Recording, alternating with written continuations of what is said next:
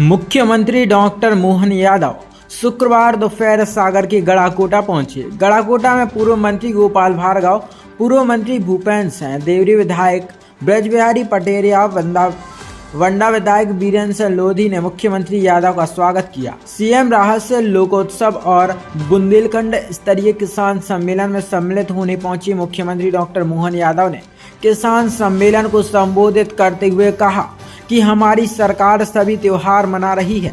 किसान सम्मान निधि सबसे पहले प्रधानमंत्री नरेंद्र मोदी ने देना शुरू की। मध्य प्रदेश सरकार भी किसान सम्मान निधि देती रहेगी। मध्य प्रदेश में 1.5 करोड़ युवा हैं। उन युवाओं को अपने पैरों पर खड़ा करने उद्योगों की लंबी लाइन लगाई जा रही है। सागर में भी उद्योग लगेंगे। केन बेतवा परियोजना से बुंदेलखंड में सिंचाई होगी। कोई भी किसान अपनी जमीन नहीं बेचना। महाराष्ट्र सरकार के साथ मिलकर नदी जोड़ो अभियान शुरू करने वाले हैं। निमाड़ की जमीन संचित होगी। ताप्ती नदी को जोड़ेंगे। किसान और गांव की आय बढ़ाने के लिए सरकार दूध उत्पादन बढ़ाने की दिशा में काम कर रही है। बोनस भी दिया जाएगा। मुख्यमंत्री ने घोषणा करते हुए कहा कि अगले साल 2700 के भाव में गेहूं समर्थन मूल्य पर खरीदेंगे। 75% से अधिक अंक लाने पर विद्यार्थियों को लैपटॉप दिए जा रहे हैं। स्कूटी भी दी गई। वहीं उन्होंने कांग्रेस पर निशाना साधते हुए कहा कि कांग्रेस अयोध्या में भगवान राम के होने के सबूत मांग रही थी।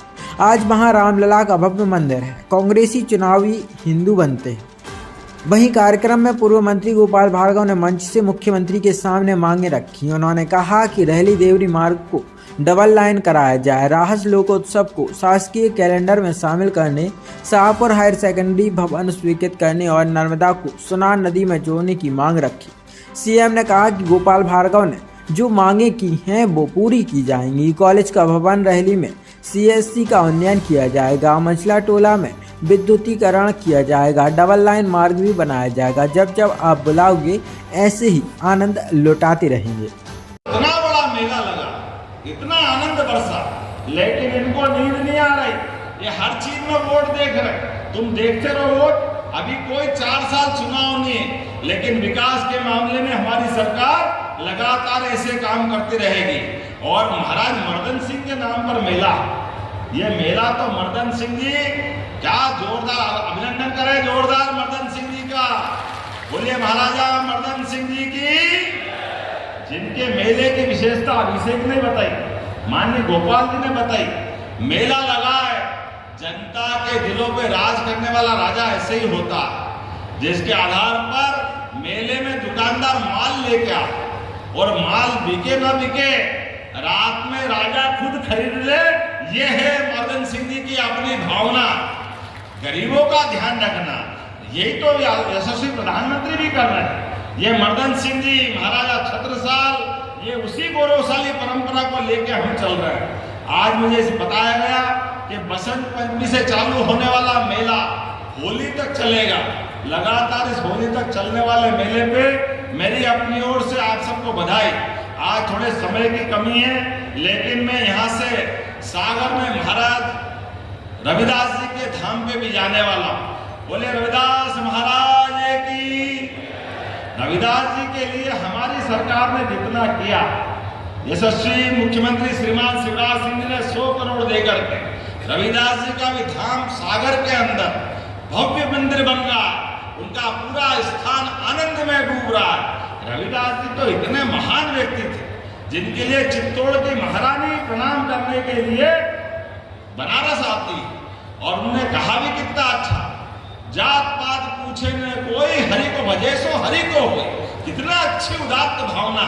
और मुझे मालूम पड़ा कि 22 साल से गोपाल जी भी सब सामूहिक विवाह कराते। 21,000 बेटियों का विवाह कराया। जोरदार अभिनंदन करो अपने नेता का।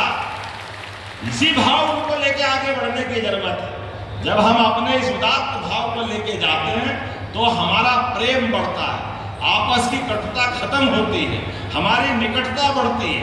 आज के समय में इसी को बढ़ाने की जरूरत है। हमारे बीच में आज आपने कुछ मांग रखी है। मैं मान के चलता हूँ गोपाल जी भाई साहब, आप तो मैं ज्यादा नहीं बोलता हूँ, आप जो जो मांग रहे हो सब देने की घोषणा करता हूँ, कोई तकलीफ नहीं। जिस क्षेत्र की जनता हमारे बीच लगातार 1984 से हमसे प्रेम करती है और जो प्रेम के बलबूते पर सारे कठिन समय में भी साथ देती है। ऐसी जनता को तो दोनों हाथ जोड़ के प्रणाम करता हूँ, आपका आशीर्वाद चाहता हूँ। ये प्रेम परमात्मा बरकरार रखे। और आपने मांगा भी क्या गलत मांगा? रहली विधानसभा में सहपुरा में आपने कॉलेज की बिल्डिंग मांगी, मैं देने की घोषणा करता हूँ, उसमें कोई आपत्ति नहीं। क्यों नहीं बनना चाहिए महाविद्यालय का भवन? आपने कहा रहली विधानसभा में सामुदायिक स्वास्थ्य केंद्र CHC का CH के रूप में उन्नयन करना चाहिए। निश्चित रूप से इसका उन्नयन करवाया जाएगा। जरा ताली वाली बजा, में तो बोलना बंद कर दूंगा।